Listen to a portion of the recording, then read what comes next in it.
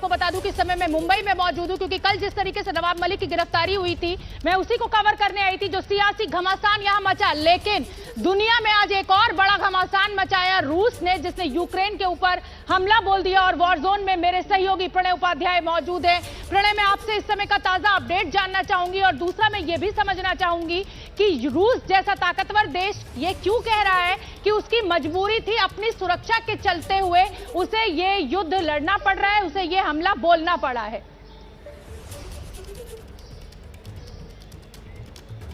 बिल्कुल शोभना, मैं आपको बताऊं कि इस समय जिस जगह मैं खड़ा हुआ हूं, ये राजधानी, यूक्रेन की राजधानी कीव का वो इंडिपेंडेंस स्क्वायर, वो मैदान स्क्वायर है जहां से इस पूरे विवाद की शुरुआत हुई थी। दरअसल 2013-2014 के अंदर यूक्रेन यूरोप के साथ जाए या रूस के प्रभाव में रहे, इस मामले को लेकर सरकार पर दबाव था।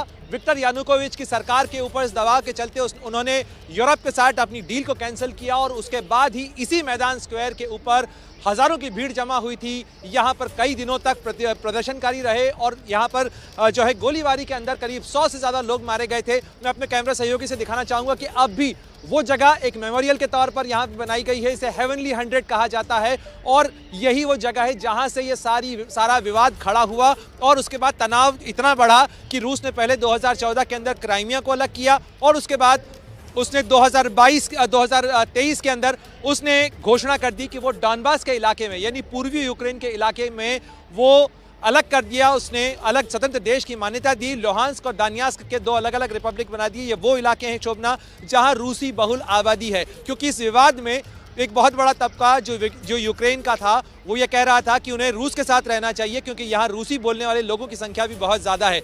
जाहिर तौर पर यह घमासान आगे बढ़ता जा रहा है। रूस लगातार ये कह रहा है कि उसे खतरा इस बात का है कि नाटो कहीं उसके दरवाजे पर ना आ जाए, क्योंकि यूक्रेन नाटो की सदस्यता हासिल करने की कवायद में लगा हुआ है।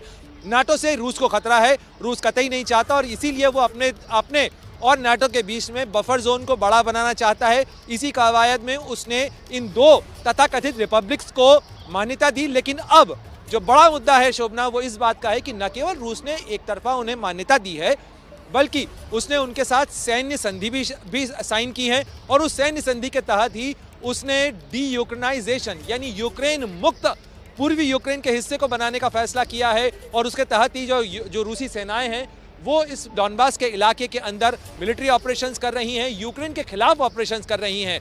अब से कुछ देर पहले भी यहाँ पर धमाकों की आवाज़ सुनी गई है कीव के अंदर, और लगातार सुबह से जब से हम रिपोर्टिंग कर रहे हैं, लगातार कीव में धमाकों की आवाज़ सुनाई दे रही है। रह के सायरन बज रहे हैं, और लोगों का जहां तक मामला है, लोगों की आवाजाही बेहद कम है। हालांकि कुछ लोग अभी भी यहां पर मैदान स्क्वायर हो या आसपास के सबवेज हो, स्टेशंस हो, हालांकि कई सर्विसेज बंद कर दी गई हैं, क्योंकि शोभना आपको पता है कुछ घंटे पहले ही, यानी कहा जाए आधी रात के बाद ही यूक्रेन ने नेशनल इमरजेंसी की घोषणा कर दी है। यूक्रेन के अंदर इस समय राष्ट्रीय आपातकाल लगाया जा चुका है, और स्थिति बेहद तनावपूर्ण और चिंताजनक है, क्योंकि रूस की सेना यदि आगे बढ़ती है तो यूक्रेन का वजूद ही खतरे में होगा। जी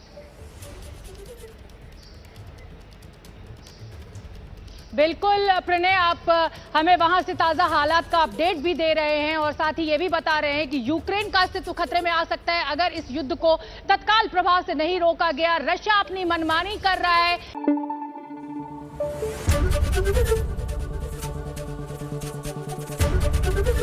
एबीपी न्यूज आपको रखे आगे।